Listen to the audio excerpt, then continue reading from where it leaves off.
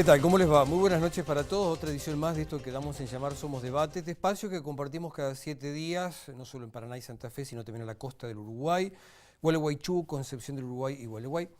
Y obviamente que los temas por estas horas y por estos días en la República Argentina es esta ley del 2x1 para los delitos de lesa humanidad. Ustedes saben que se dio casi contrarreloj esta aprobación en la Cámara de Diputados anoche y hoy, en horas de la siesta en el Senado Nacional, de alguna manera de restringir a quiénes o a quiénes puede beneficiar esta ley del 2x1.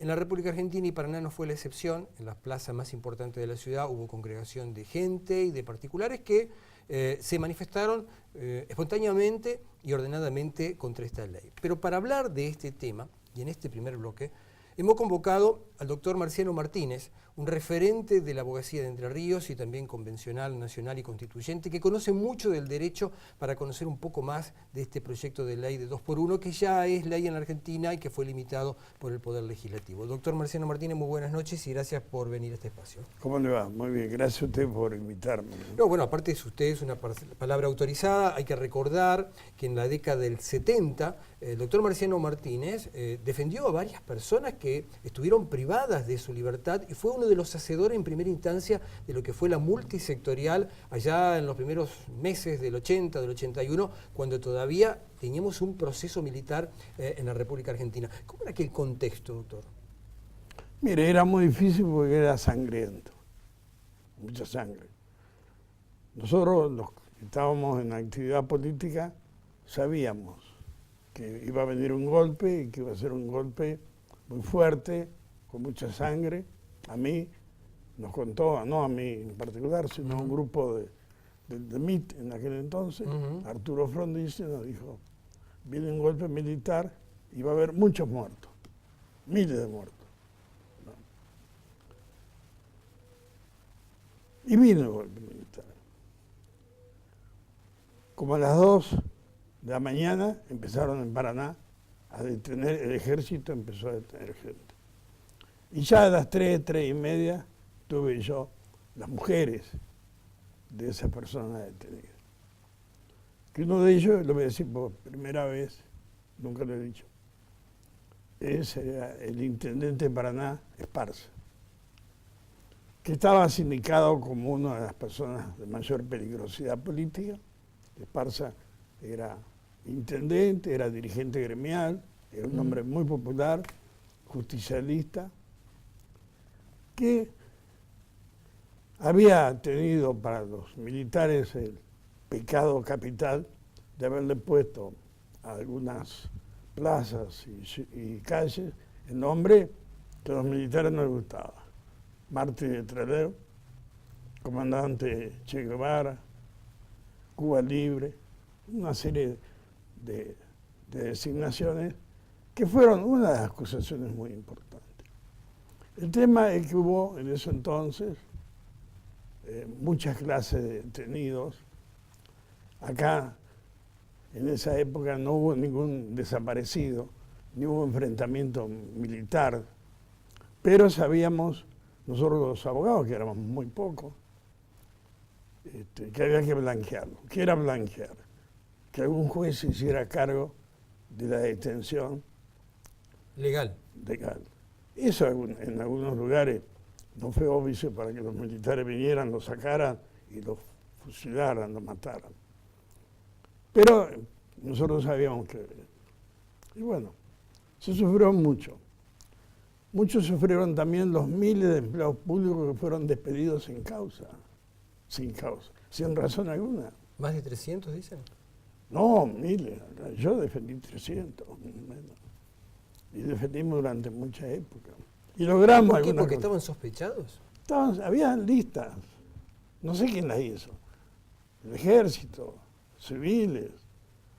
Por ejemplo, acá muchísimos médicos de un día para otro dejaron de ser médicos en los hospitales, porque se decía que había un médico determinado que fue el que hizo las listas. Se decía, ¿no? Y así muchísima gente. Por circunstancias accesorias. Yo defendía a un contador que estuvo 6 meses preso porque firmó un balance de una entidad sospechada de ser gente del gobierno provincial. Bueno, había esa clase de presos de 6 meses, nosotros sabíamos, y salieron a los 6 meses, cumplieron, digamos.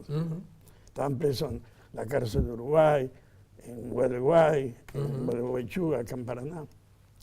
Después estaban presos más difíciles, dirigentes políticos, funcionarios, a quien los trataron muy mal. Yo los vi presos a Cresto, a los ministros. Yo defendí un ministro, 2 ministros, defendí a un diputado nacional, Cosi Sassi. Algunos fueron torturados psíquicamente, psicológicamente. ¿Y otros físicamente? Físicamente no, nadie me contó. Pero bueno, ya solo estar encerrado es una especie de apremio. Pero privado de la libertad es apremio. Sí. Pero en este caso, o los ponían con luz permanente o en la oscuridad permanente. Perdían la noción de la ubicación, del día en que estaban, si era de día, si era de noche. Así cuando yo hablé con Cosi Sassi, después de 15 o 20 días de estar detenido, él no sabía qué tiempo había pasado. Y qué día, claro. Doctor, y en todo ese contexto, ¿qué interpretación, como abogado y como legalista y como hombre de la Constitución, un hombre de leyes, qué interpretación hace de estos días de esta ley 2x1 que limita esta situación? Bueno, a mí me ha preocupado porque yo, dentro de la integrante de la Corte Suprema, conozco a uno, Rosati. El doctor Rosati, sí. Lo conozco por varias cosas. La última vez que estuve bastante con él, bueno, he estado otras veces con posterioridad, fue asesor nuestro de la Convención Constituyente de Entre Ríos. Es un hombre que venía casi todos los días, venía de Santa Fe, asesoró mucho en los aspectos del régimen municipal, pero yo lo conocía de antes porque los dos fuimos profesores de Derecho Constitucional. Él fue en Santa Fe, en la carrera de Derecho, de estudiante. En Rosario. Él fue intendente. Fue ministro de Gobierno también en Santa Fe. Fue ministro de Gobierno, fue ministro de Relaciones, fue ministro de Justicia de Kirchner. Doctor, ¿y usted que lo conoce, por qué piensa que votó así a favor de esto? Bueno, porque él hizo un análisis de legalidad y de legitimidad.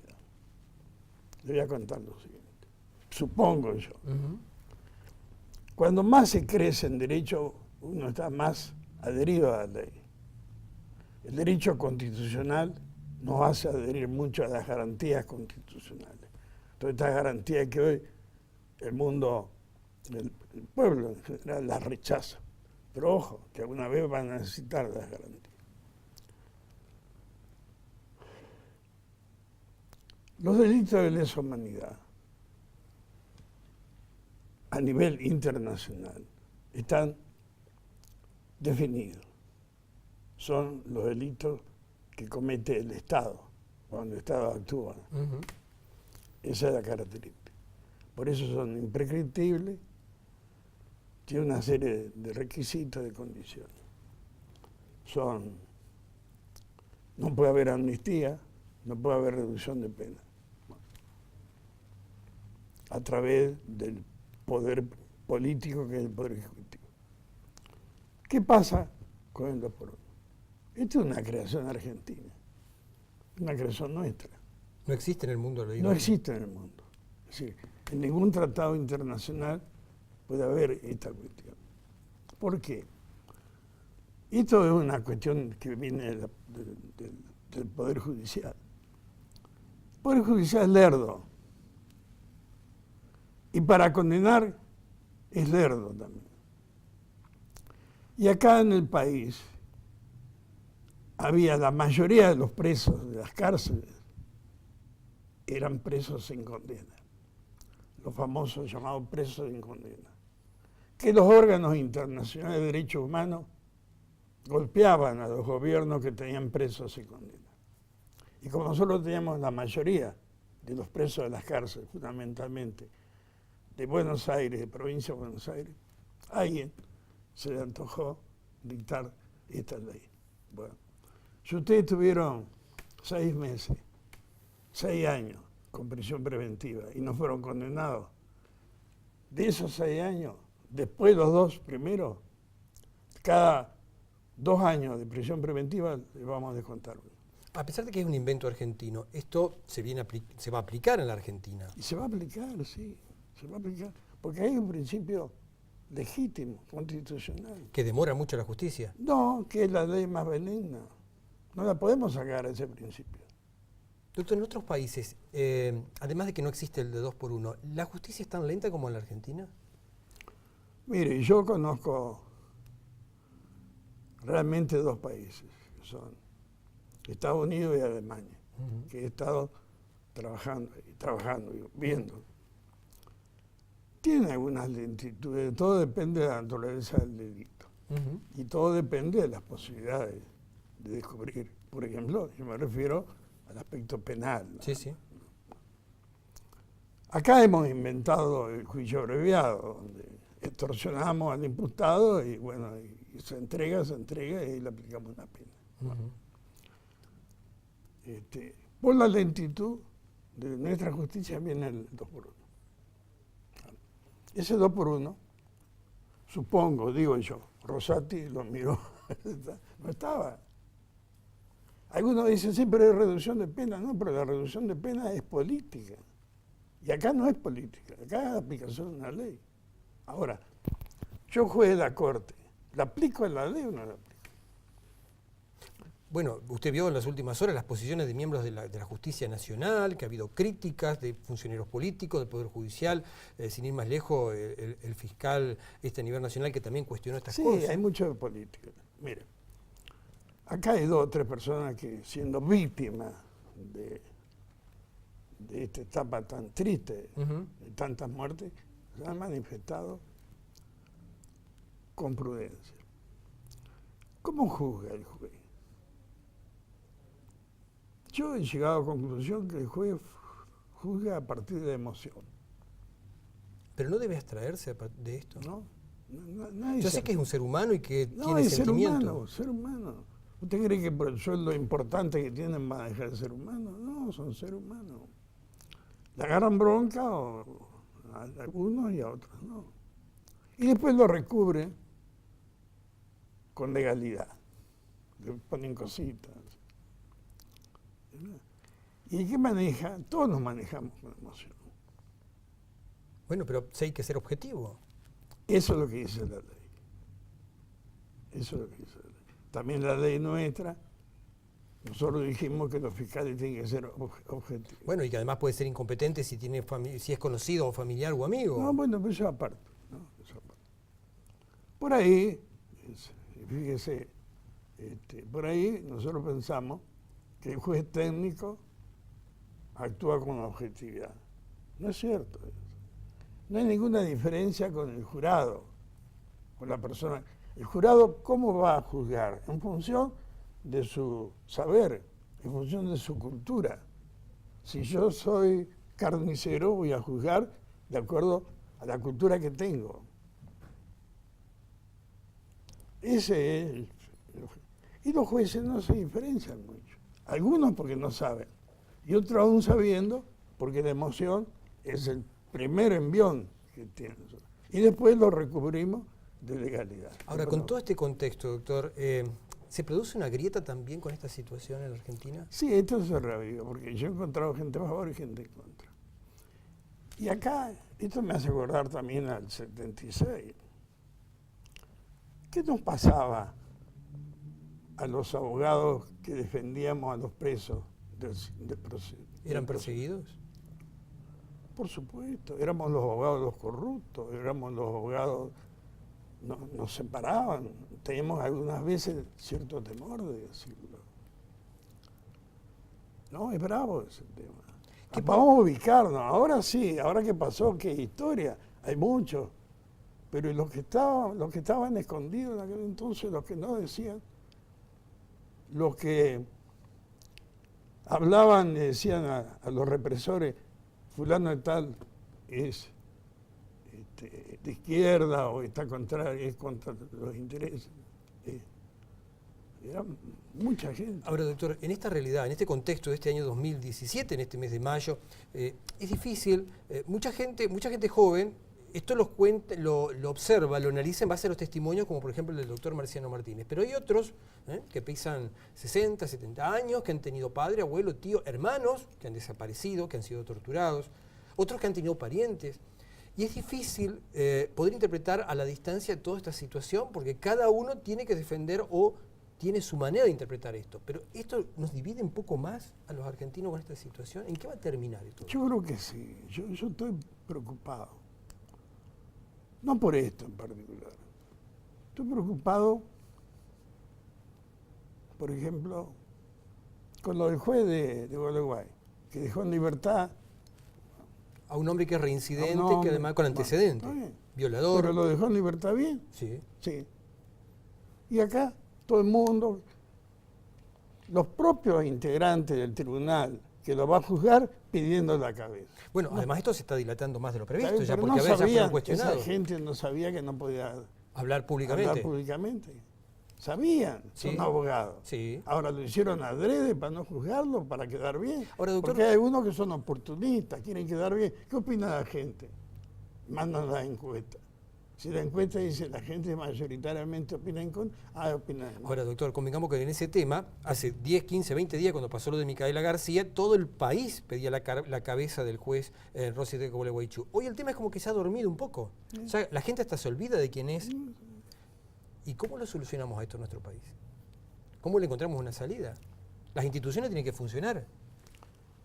Yo creo que todos somos responsables, pero también los periodistas. Bueno, me incluyo, sí, somos comunicadores, para eso lo he invitado a usted para escuchar su opinión. Pero no dejan de ser comunicadores. Pero cada uno en su función y en su rol. Yo algunas veces por ahí, no me enojo, pero no me gusta que haya un no saber del derecho quienes opinan sobre el derecho, ¿no? Yo no opinaría sobre una medicina porque no conozco. Sí. Entonces, algunas veces uno encuentra personas que opinan que son los más drásticos, son los que piden paredón, son los que piden el fusilamiento, son los que piden la muerte, la destitución. Y todo. No tienen la menor idea. Digo yo, por suerte que lo dijeron públicamente, pero esta gente que va a juzgar, que tiene que juzgar al juez, el juez Rosy de Gualeguaychú. ¿Acaso no sabían que tenían que ser prudentes, que no podían hablar sobre ese tema? Pero les interesó quedar bien. Ahora, doctor, convengamos que la justicia dice que ante la duda a veces se prefiere dejar a alguien que está en duda libre antes de condenarlo. Y en el caso de este caso de Micaela García, este hombre ya reincidió porque ya tenía antecedentes y volvió a matar. Y además violó. En principio, hasta Creo que que no. Bueno, habrá que probar científicamente. No conozco el caso. Pero el juez que decide no es vinculante. Además, yo conozco los servicios administrativos y profesionales de las cárceles y jamás como juez aceptaría un pronunciamiento de eso. Lo conozco como tú. Conozco el sistema carcelario de Entre Ríos y de todos los sistemas. Son los más perversos que hay, no de Entre Ríos. Y doctor, ¿y eso que se dice que las cárceles son la escuela del nuevo ladrón, del nuevo...? Así es. O salís perfeccionado o salís con una gran rabia, con una gran contra la sociedad. Pocos salen bien, pero eso depende de ellos. Muy pocos, porcentaje muy poco. Doctor, volviendo a esta ley de lesa humanidad del 2x1, que además, como dice el doctor Marciano Martino, es un invento argentino. ¿Qué puede pasar a partir de esta limitación que hay en el Senado Nacional con esta ley? Porque hasta ahora públicamente no ha salido prácticamente ninguno. Miren, acá hay dos principios. Se aplicó la ley 2x1 y se aplicó la ley más benigna. Es decir, en el sistema penal, el sistema penal es un sistema de protección, de garantía para el imputado.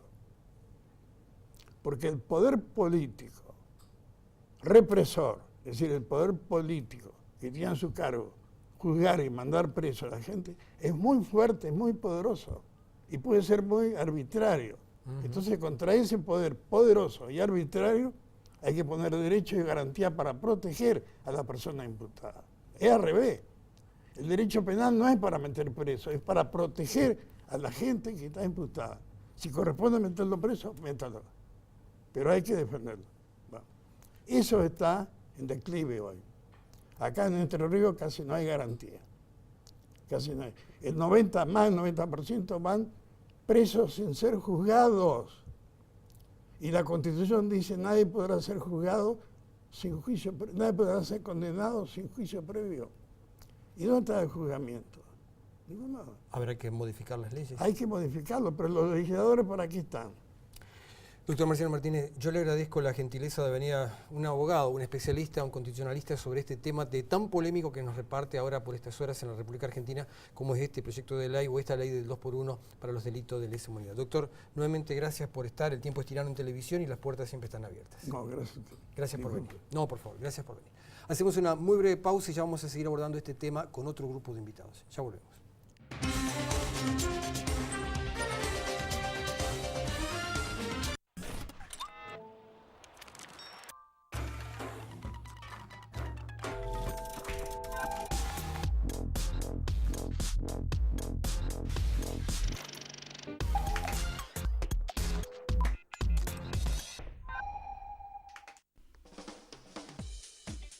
Todos los días, elegí tomar lo que te hace bien.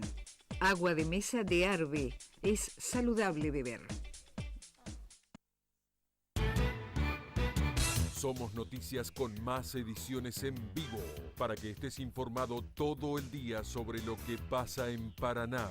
A las 13, Somos Noticias primera edición. Los testimonios del momento, las imágenes más impactantes, las historias que te conmueven. A las 20, Somos Noticias segunda edición. La mejor información en vivo para el regreso a casa. Los temas de los que está hablando la ciudad. Y a la medianoche, Somos Noticias Síntesis. Un resumen completo para terminar el día bien informado. Somos Noticias, para saber lo que pasa cerca de tu casa. De lunes a viernes a las 13, a las 20 y a la medianoche por Somos Paraná.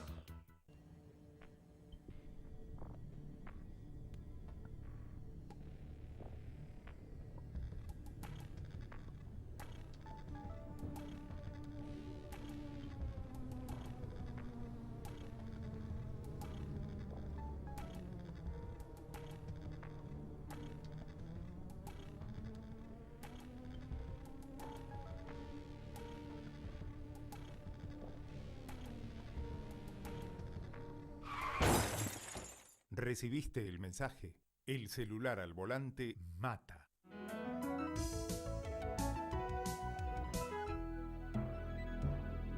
Luchemos por la vida. Todos los días, elegí tomar lo que te hace bien. Agua de mesa de Arbe, es saludable beber.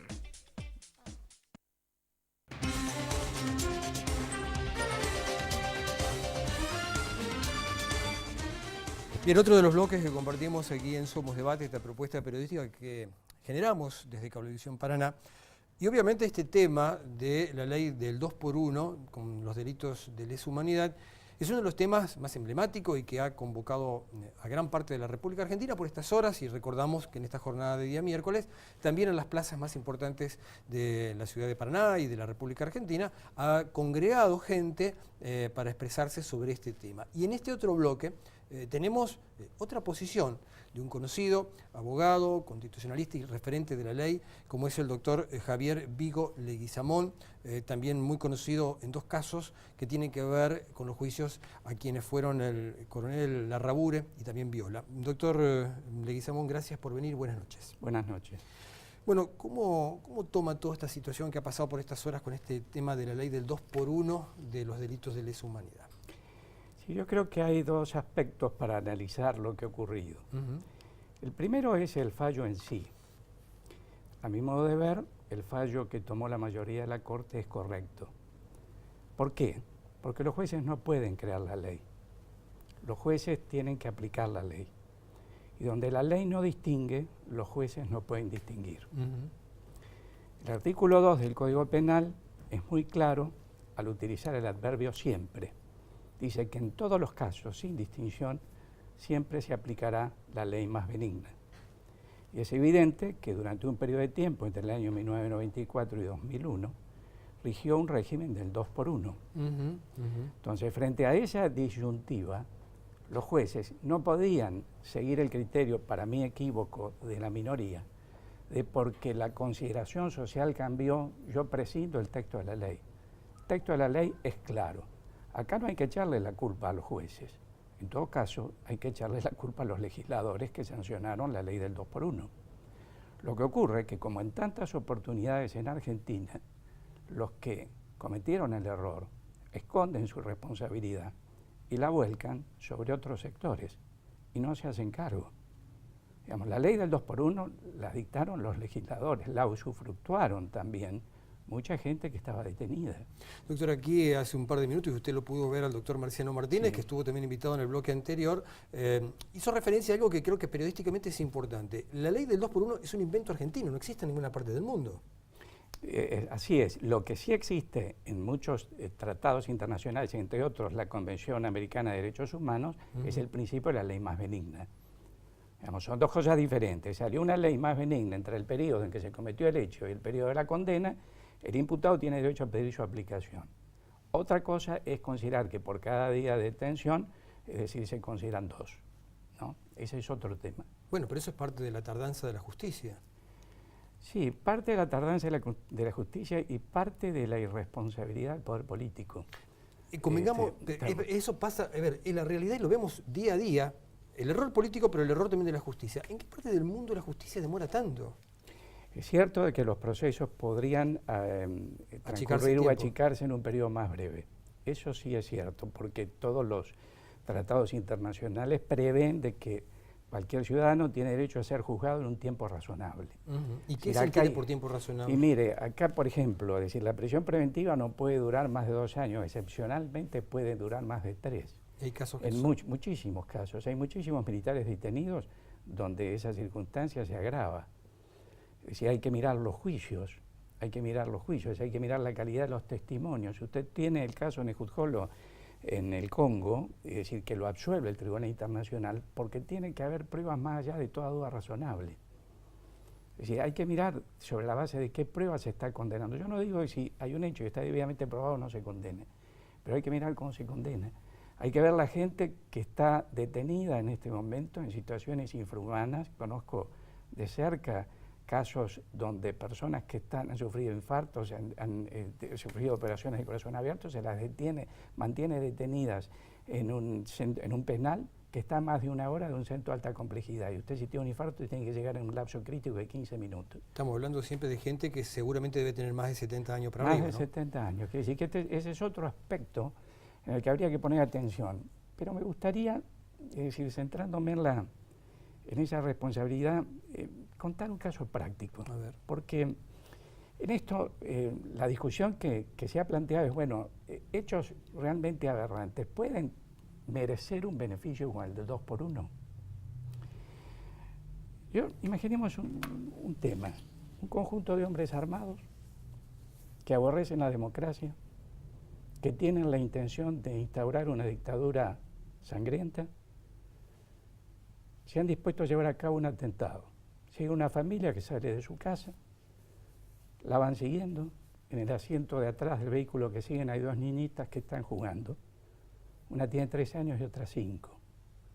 Llegan a una calle de la ciudad de Tucumán, baja una mujer embarazada de 5 meses y 3 móviles de atrás de estos hombres armados ametrallan por la espalda, vuelan la cabeza de la chiquita de 3 años, hieren gravemente a la de 5, el padre se baja intentando protegerle, lo rematan ante los gritos desesperados de la madre de esa chica y esposa de ese hombre. Ese hecho, ¿es o no un acto que hiere la conciencia de la humanidad? Cuando ustedes plantean esto en la justicia, ¿qué ha pasado? Bueno, pero le quiero terminar. Vaya a buscar el decreto 1003 del año 89. El caso que acabo de relatar es el crimen que él cometió contra la familia del capitán Viola. Las personas que habían sido condenadas Núñez, Emperador, Paz y otros fueron indultados en el año 89. Ya no estamos hablando del 2 por 1, estamos hablando de un indulto. Quiero otro caso. Un indulto presidencial. Un indulto presidencial. Pero si usted va al decreto 1003 del año 89, va a ver que por ese mismo decreto se indultó a Oscar Videgain, el gobernador de la provincia de Buenos Aires, a quien Perón le imputó complicidad en el ataque al regimiento de Azul. En el debate reciente de Julio Bárbaro con Marcelo Larraquí en Intratables, Julio Bárbaro dijo que desde el poder la guerrilla comenzó a matar y que Videgain había armado una guerrilla que mataba desde el Estado. Eso implica que el terrorismo guerrillero fue de Estado. Videgain fue otro de los indultados por el decreto 1389. Por eso usted hoy hablaba en el bloque recién de la responsabilidad de la clase política. Y si quiere que se lo agregue, tome la amnistía de 73. Ahora, doctor, es verdad todo lo que usted cuenta y lo cuenta objetivamente. Ahora, estamos en el 2017, en mayo, y usted sale hoy a una plaza de la ciudad, en Paraná, en Santa Fe, en Buenos Aires, y va a encontrar, o encontró 5, 7, 10.000 personas que se están manifestando un poco, tal vez con la palabra bronca con este tema. ¿Qué le dice a esa gente, y siendo equilibrado en esto? Porque también lo que usted dije y acaba de narrar es objetivo y es verdad también. Lo que yo le diría es que rescatemos el sagrado valor de todas las vidas y extirpemos la lógica de violencia. Porque el 24 de marzo del 2017 se reivindicó en la plaza el accionar de las organizaciones armadas. Es una locura. Es decir, estamos reivindicando un genocidio, la posibilidad de un genocidio. Y cuando digo genocidio, aplico el concepto amplio de genocidio, que es también la eliminación de un sector político, porque en realidad técnicamente no sería aplicable. Pero ¿por qué le digo esto? En un programa reciente también, le preguntaron a Labraña, ex miembro de Montoneros, le preguntó a Seferino Reato, si hubieran ganado, ¿qué hubiera ocurrido? Y Labraña contestó, éramos muy sangrientos, hubiéramos fusilado como en España o como Stalin. En España hubo 1 millón de muertos, Stalin fueron varios millones. Estamos hablando de eso, y entonces estamos reivindicando la posibilidad de un genocidio. Héctor Leis, ex miembro de Montoneros, en Testamento de los años 70, un ensayo formidable. Él hace un acto de arrepentimiento por antes de morir y narra que fue un encuentro con de Montoneros y preguntó cuánta gente iba a morir si obtenían la victoria. Y un compañero le contestó que las víctimas entre fusilados y detenidos iban a ser 500.000. Y Todorov, el mayor experto en analizar la memoria después del horror, visitó la Argentina y nos dijo que Argentina no era ejemplo ni de verdad, ni de memoria, ni de justicia, porque callaba ese otro hecho que hubiera podido ser posible. Y comentó que en Camboya, por el mismo tiempo, una guerrilla extrema izquierda tomó en el año 75 el poder y mató el 25% de la población. Entonces, todos estos hechos son demenciales. Yo le hablaba de la amnistía, porque mire lo que ocurre ahora en Colombia con el acuerdo de paz. ¿Cuál es el primer paso del acuerdo de paz? Hoy, la entrega de las armas. ¿Usted no se preguntó por qué en el 73 los legisladores no exigieron la previa entrega de las armas? Es que nunca tal vez imaginaron que iba a pasar lo que sucedió. Lo sabían, basta ver el debate parlamentario. Es decir, allí... Muchos ya expresaban también Horacio esta violencia. Sueldo, por ejemplo, que era diputado de la Alianza Popular Revolucionaria, dijo, cuando nosotros nos preguntan si estamos por la liberación pacífica o violenta, nosotros estamos por la liberación. Lo demás es método variable. Evidentemente estábamos ante lo que fue un entraño de una guerra civil con unas características muy particulares, donde había un sector que no tenía uniforme dentro de esta guerra del 70 y pico. Doctor, esto profundiza una grieta, ¿no? Sin ninguna duda que la profundiza. Es decir, yo creo que, a ver, la grieta está profundizada en realidad por los que usufructan este dolor. Pero mucha gente joven hoy, ¿entiende esto de lo que pasó en la década del 70? No, porque se ha creado a través de una estrategia gramsciana, han ocultado las responsabilidades. Por eso le preguntaba, porque a ver, es la versión tomada de es buena la pregunta que usted hace. Mire, en la sentencia de los comandantes, hay un considerando del fallo de la Cámara Federal que nosotros debiéramos toda la sociedad meditar. Ese considerando dice, ustedes, señor comandante, están en el banquillo de los acusados, no por haber obtenido la victoria, sino por haberla degradado con los métodos, no por haber acabado con el flagelo subversivo. Ese considerando tiene dos ejes, la victoria y los métodos. Nosotros nos hemos pasado más de 30 años hablando de los métodos. Está bien que se lo juzgue, que se lo analice, pero no hemos meditado qué hubiera ocurrido si la guerrilla hubiera obtenido la victoria.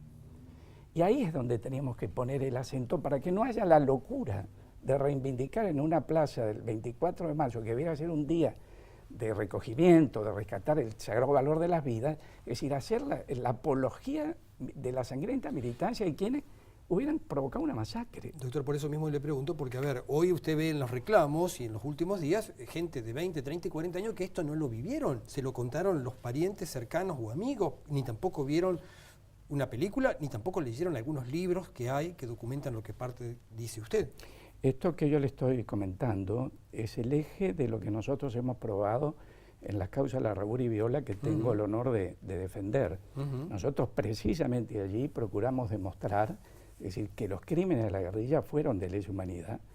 En la causa Larraburi, el fiscal general Palacín ordenó una investigación bajo esa premisa, y en la causa Viola, la Corte, con la anterior integración, nos denegó reabrir la investigación. Lo hemos denunciado ante la Comisión Interamericana de Derechos Humanos y nos acaba de notificar hace poco tiempo la Comisión que está investigando nuestra denuncia.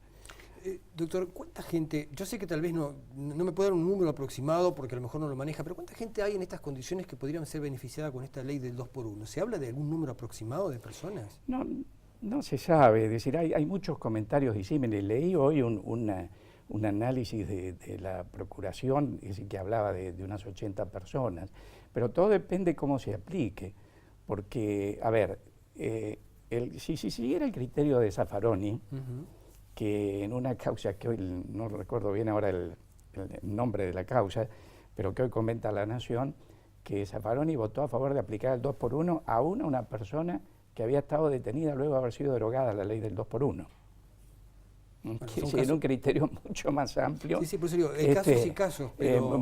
y también la Corte, en otro fallo que había concedido el 2x1, rechazó el recurso extraordinario por la fórmula limitada del artículo 280 del Código Procesal y convalidó también la sentencia. Entonces, depende del criterio. Yo creo que va a ser restrictivo. Mi pensamiento es que va a ser muy poca gente. Muy poca gente. ¿Y cómo sigue de ahora en más esto con todo lo que ha pasado hoy en esta jornada de miércoles en las dos cámaras? Yo lo que creo es que si el país quiere curar esta grieta y la decisión es juzgar, tiene que curarla juzgando a todos. Para mí, la grieta se sana juzgando a todos. Yo intenté muchos años atrás un diálogo de reconciliación, convoqué a Videla, convoqué a Firmenich, los dos aceptaron ante mí llevar a cabo ese diálogo. Había intervenido la Iglesia también. Yo mantuve muchas conversaciones con Monsignor Carli, que en ese momento era el arzobispo de Paraná. Era el arzobispo de Paraná y era el presidente de la Conferencia Episcopal. Me consta que él veía ese camino, que es decir, loable, y el jefe de Estado Mayor era el general Brinsoni y el presidente era de la Rúa. Lamentablemente, de la Rúa no se animó a convocarlo y dentro de la Iglesia no hubo mayoría. Pero tanto Videla como Firmenich habían aceptado. Y Videla me dijo, mire, lo acepto porque la verdad es como un corcho en el agua. Usted la puede tener sumergida, pero ni bien afloja la presión, tiende a flotar. Y hoy está empezando a flotar. Hoy se vuelven a oír algunas palabras que habían dejado de oírse, por ejemplo, terrorismo guerrillero. Eran palabras que habían desaparecido hace más de 50 años.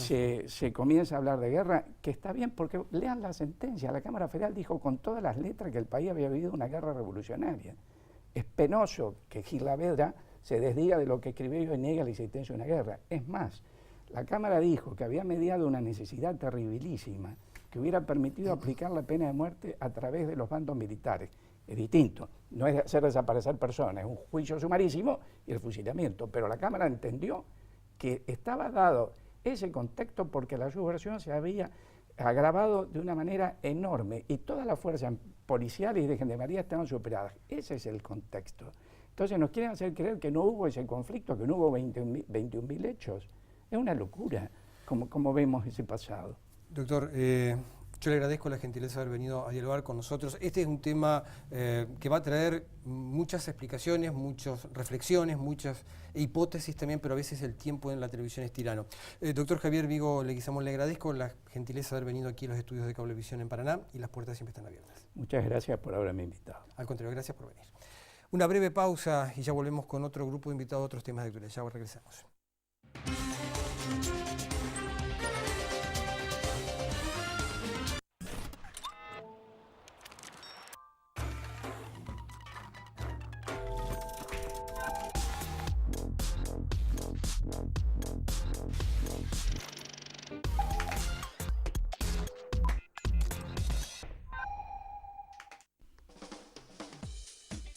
Todos los días, elegí tomar lo que te hace bien. Agua de mesa de Arbe. Es saludable beber. Somos Noticias con más ediciones en vivo para que estés informado todo el día sobre lo que pasa en Paraná. A las 13 Somos Noticias primera edición. Los testimonios del momento, las imágenes más impactantes, las historias que te conmueven. A las 20 Somos Noticias segunda edición. La mejor información en vivo para el regreso a casa. Los temas de los que está hablando la ciudad. Y a la medianoche Somos Noticias Síntesis. Un resumen completo para terminar el día bien informado. Somos Noticias, para saber lo que pasa cerca de tu casa. De lunes a viernes a las 13, a las 20 y a la medianoche por Somos Paraná.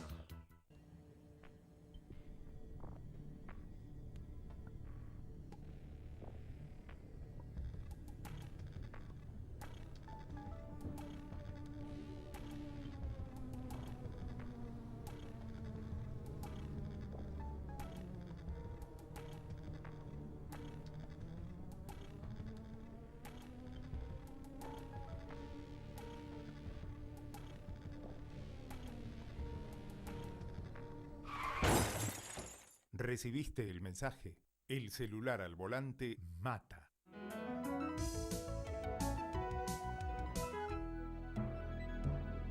Luchemos por la vida. Todos los días, elegí tomar lo que te hace bien. Agua de mesa de Arbe. Es saludable beber.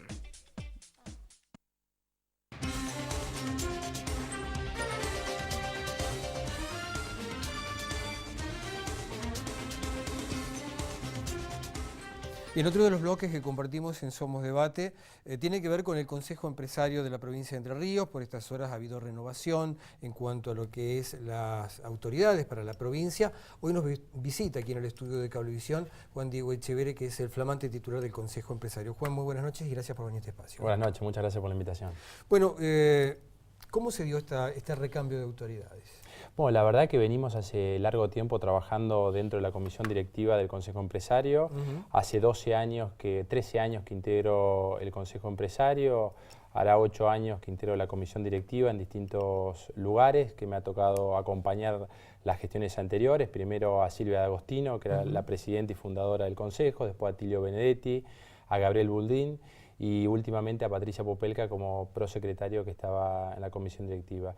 Básicamente es una continuidad de las gestiones anteriores, porque la verdad que cada gestión le dio su impronta, le dio valor agregado al Consejo. Lleva 19 años de crecimiento en nuestra provincia, digamos, apuntalando y ayudando y presentando proyectos para hacer grande nuestra provincia, que eso es lo que queremos. ¿Cómo ven la provincia en este 2017? Bueno, con buenas perspectivas, porque cambió mucho el ambiente de diálogo y político entre el sector público y el sector privado. Hoy en día podemos convivir en una misma mesa, el gobierno nacional, el gobierno provincial, el gobierno municipal y todos los actores institucionales o de organismos o asociaciones civiles de nuestra provincia. Eso es muy bueno porque genera un ámbito de distensión, de diálogo, de intercambio de opiniones, en donde uno puede aportar iniciativas, y de esa manera consideramos nosotros que le estamos dando proyección a nuestra provincia, que es lo que necesita. Hoy cuando comparamos a la provincia de Entre Ríos con Santa Fe y Córdoba, la verdad que estamos varios escalones por debajo, y nuestro aporte del Consejo Empresario a través del Instituto de Estudios Económicos, que ya lleva muchos años, o a través de las distintas comisiones de trabajo, educación, economía o la de responsabilidad social empresaria, estamos permanentemente bregando para justamente hacer que nuestra provincia ocupe el lugar que tendría que haber ocupado. El hecho, vos dijiste algo que es cierto, ¿no? Que uno lo ve como ciudadano, como periodista y como como hombre de la región, que en la región centro, entre Córdoba, Santa Fe y Entre Ríos, estamos siempre un escalón más abajo. El hecho de tener el nuevo puente entre Paraná y Santa Fe, o que vamos a tener en el futuro, no muy lejano, un aeropuerto para las dos ciudades, ¿también nos puede servir como despegue? Nos sirve y ojalá sea mucho más de eso. Necesitamos muchas inversiones, mucha infraestructura. Nuestra provincia está atrasada con respecto a las otras provincias. ¿Pero por qué estamos tan atrasados? Estamos atrasados porque siempre fue primero, te doy un ejemplo, porque tenemos la presión tributaria más alta del país. Si nosotros tenemos una presión tributaria tan alta, no vienen capitales, no hay inversiones, no se genera empleo y hay bajo poder adquisitivo. ¿Qué es lo que está sucediendo en la provincia de Entre Ríos? Hoy cuando comparás el empleo público que hay en la provincia de Entre Ríos con Santa Fe y Córdoba, el 30% el empleo público representa en Santa Fe y Córdoba el 30%, mientras que en la provincia de Entre Ríos representa el 50%. Eso quita que haya menos empresas, que haya alta presión tributaria para poder recaudar y el único actor que es tomador de empleo es algún tipo de Estado nacional, el Estado provincial o el Estado municipal. Y lo que nosotros creemos es que hay que generar las condiciones adecuadas en infraestructura, en presión tributaria, en incentivos, para que vengan capitales y para que los capitales que están en la provincia puedan reinvertir sus utilidades, generar trabajo, generar más poder adquisitivo y de esa manera progresar. De eso se trata, ¿no es cierto? ¿Habría que hablar con el poder político para bajar las cargas fiscales? Nosotros creemos que sí, que de alguna manera hay que armonizar, no te digo bajar, pero hay que armonizar la presión tributaria en la provincia de Entre Ríos con respecto a otras regiones, porque el capital cuando tiene que ir a algún lado va a un lugar donde puede llegar a tener un mejor retorno. Beneficio. Exactamente, y por eso, por ahí cuando tiene que venir una empresa o los propios entrerrianos deciden invertir en otras ciudades o en otras localidades, o porque las tasas municipales son altas, o porque los impuestos provinciales, o por problemas de infraestructura. Fíjate vos, el puente nos une más a los entrerrianos, que es prácticamente somos una isla que tenemos pocas conexiones con otras provincias, y mientras más conexiones hay, más comercio hay, más intercambio hay. Tenemos que tener mejores puertos, mejores rutas. Solamente el 85%, entre el 10 y el 15% de las rutas de la provincia de Entre Ríos son pavimentadas o mejoradas. Quiere decir que hay un 85% de nuestro entramado vial que es de tierra o algún tipo de mejorado. Entonces realmente nos falta mucho, ¿no? Ahora, hace poco hablaba con un colega de Capital Federal y me decía, y es verdad, ¿no? En Paraná y en Entre Ríos tenemos una de las empresas que genera mayor cantidad de cajas de cartón para toda Latinoamérica. Cartocor en el Parque Industrial. Tenemos una empresa que vende insumos médicos a Estados Unidos y que a veces ni nosotros mismos en Entre Ríos lo valoramos o lo sabemos. Claro, por decir... Todas socias del Consejo Empresario. Bueno, pero voy a esto, Juan. A ver, tenemos estas cosas y sin embargo no hemos podido despegar. Sí, bueno, necesitamos muchas más empresas. Hoy, para que te des una idea, nosotros en el Consejo Empresario tenemos 64 asociados. Queremos superar los 100. Queremos realmente poder integrar a cada uno de las empresas medianas y chicas de la provincia que sean representativas de las distintas regiones que tiene nuestra provincia para hacer un consejo empresario aún más fuerte de lo que es, porque la verdad que ha ido adquiriendo un volumen muy importante y poder trabajar con los distintos organismos públicos para hacer agenda pública que sea quien sea el que gobierne, la podemos continuar en el tiempo. O sea que podemos proyectar nuestra provincia a 10, 15 y 20 años y decimos, estamos en este punto, queremos llegar acá. Y me parece que eso nos tiene que comprometer a todos, a toda la sociedad en su conjunto, la parte privada que somos nosotros, pero también la parte pública que son los dirigentes y son los que aspiran a cargos públicos. Ahora fíjate que Santa Fe y Córdoba se lo caracteriza por la industria láctea, con las dos empresas o las dos provincias muy marcadas. En Entre Ríos con lo que es alimento, porque le damos, a través de la agroindustria, le damos de comer y el agrocultural a todo el país prácticamente y no podemos despegar con esto. Bueno, fíjate, un componente importante nuestro de la provincia de Entre Ríos y que es entre el 40 y el 50% del Producto Bruto Geográfico es la cadena agroindustrial.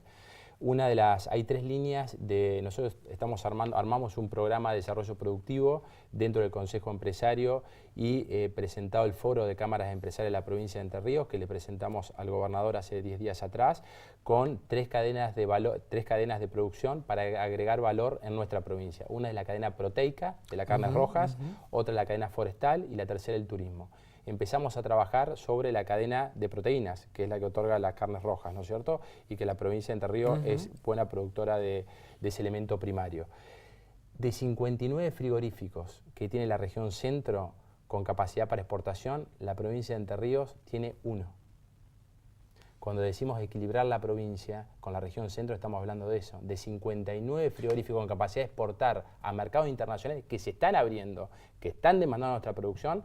La provincia tenemos uno. ¿Qué hacemos los entrerrianos? Vendemos nuestra materia prima a otras provincias, la trasladamos a otras provincias para que agreguen valor en Santa Fe y Córdoba, y de ahí puedan hacer exportaciones a otros mercados que se están abriendo, gracias a Dios, y eso es algo que ha cambiado a nivel nacional, y me parece que va a cambiar el federalismo a nivel provincial, porque se están abriendo mercados con México, con Holanda, Gran Bretaña ahora con el Brexit, que tiene el 40% de su consumo, necesita abastecerse de terceros países, lo hacía dentro de la Comunidad Económica Europea, ahora tiene que explorar terceros países. Ahí está muy bien parado la Argentina, con muy buena producción y de calidad, y lo que nosotros tenemos que hacer es decir de qué manera Argentina, y en segundo lugar, de qué manera los entrerrianos vamos a participar en ese comercio exterior y vamos a colocar nuestra producción en esos mercados. Juan, muchos sectores de la Argentina por estas horas, por estos días, uno escucha en televisión, lo ve, los empresarios dicen que no se ha reactivado el país. ¿Cómo lo ven ustedes aquí? Veo que vos hablás de que en la región hay movimiento y cosas, pero ¿el país se ha reactivado en el último año y medio?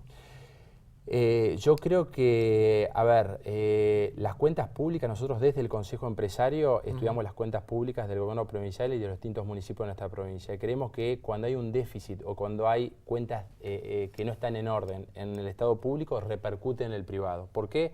Porque aumenta el endeudamiento, se cierran el país o se cierran los mercados, tienen que financiarse, emiten los gobiernos, generan inflación, y todos esos desajustes en la economía macro y micro terminan impactando en la población, en el empresariado, pero después, últimamente, en la sociedad, con desempleo, con bajo poder adquisitivo, con pobreza. Entonces nosotros hacemos mucho hincapié en el ordenamiento de las políticas públicas. Con esto que quiero decirte, que hay un proceso ahora de reordenamiento a nivel nacional, a nivel provincial, con déficit que se tratan de disminuir, de ordenar las cuentas, de asegurarse el financiamiento y de permitir baja de...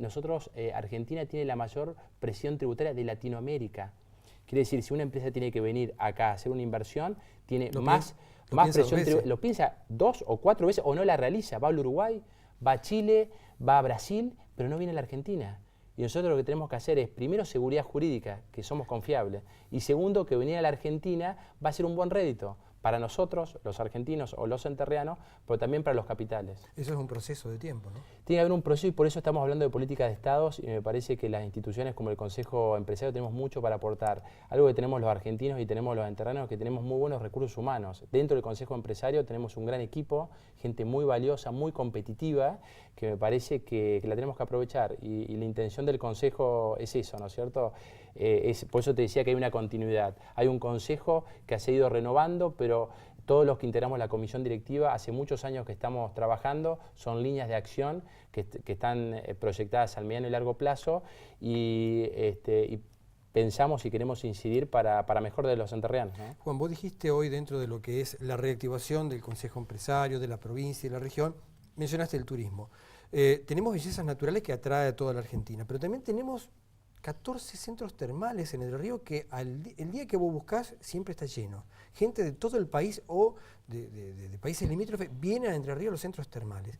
Esto tendrá que también juntarse con la cuestión empresarial para despegar desde el punto de vista turístico. Sí, estuvimos con el ministro, como te decía, hace 10 días estuvimos con el gobernador y todos los ministros, estuvimos con el ministro Fuerte, que es el ministro de Turismo. Él nos contaba cuál era la política y cómo el turismo realmente era una industria en la cual le daba mucho ingreso a la provincia y también poder adquisitivo a los entrerrianos, pero coincido con vos, me parece que es una industria a la cual hay que proyectarla en el tiempo, hay que profesionalizarla y hay que pensar un plan a largo plazo para justamente ver qué tipo de turismo también queremos. ¿Qué tipo de turismo? ¿Queremos un turismo de calidad?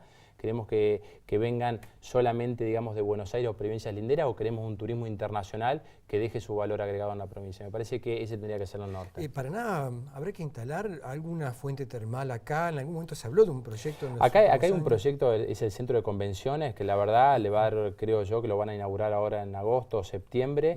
El gobierno de la provincia va a ser para 2.000 personas, va a ser algo impresionante. Creo que eso va a ser una muy buena salida, porque le va a dar un tinte distinto a la provincia, a la ciudad de Paraná, y después todo lo que son las obras complementarias del puente, ¿no? Hay una inversión proyectada de $1.000 millones de dólares, lo que va toda la obra completa de lo que van a ser las obras complementarias en Santa Fe, en Paraná y el puente, y eso realmente le va a dar un nuevo perfil a la ciudad que tenemos que aprovechar los paranaenses. Mucha gente a veces no se da cuenta, pero un puente nuevo implica, a ver, más estaciones de servicio, más restaurantes, más hoteles, todo cerca del puente, porque esto tarde o temprano se va a comenzar a reactivar. Y no solamente eso, sino también lo que es el corredor bioceánico, claro, ¿no es cierto? Desde Chile hasta Uruguay, y que la provincia de Entre Ríos está perfectamente ubicada, o el corredor que va de Brasil a la provincia de Buenos Aires o a la capital federal. La verdad que la provincia de Entre Ríos tiene una ubicación geográfica privilegiada, recursos humanos privilegiados y recursos naturales también privilegiados. Tenemos prácticamente todo tipo de producción.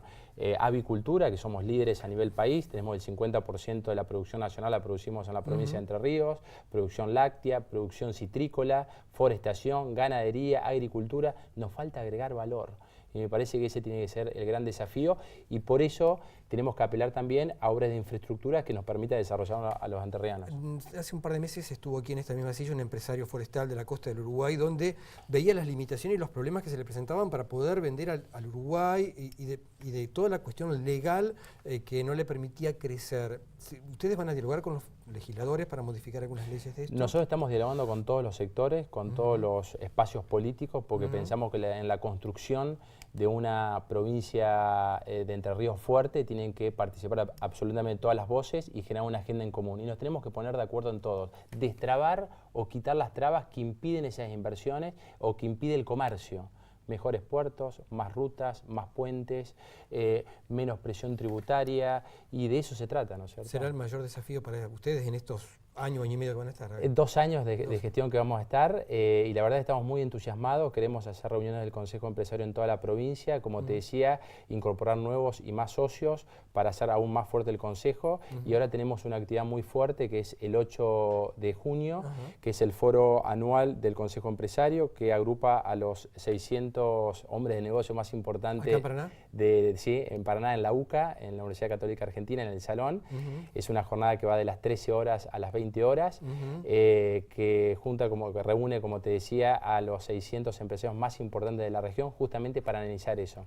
Va a estar el intendente, el gobernador, también funcionarios nacionales, en esta idea nuestra de funcionar como bisagra entre sector privado y público, y va a haber panelistas de primer nivel. Willy Cohen, que es el economista de Marcelo Longobardi, va a estar en el panel económico. También va a estar Rosendo Fraga en el análisis de los temas políticos, y después viene una figura muy importante del ámbito internacional que esperamos confirmarla en esta semana, y creo que va a ser una muy buena jornada y va a ser un muy buen aporte para pensar la Entre Ríos que queremos. Juan Echeverría, gracias por venir a este espacio. Al contrario, gracias a ustedes. El flamante titular del Consejo Empresario de Entre Ríos, hablando con nosotros de cómo ve la provincia, lo que se puede hacer y las cosas que vienen. Gracias por estar como todas las semanas a través de esta propuesta que damos en llamar Somos Debate. En 7 días más estaremos compartiendo con ustedes otro espacio. Gracias por estar.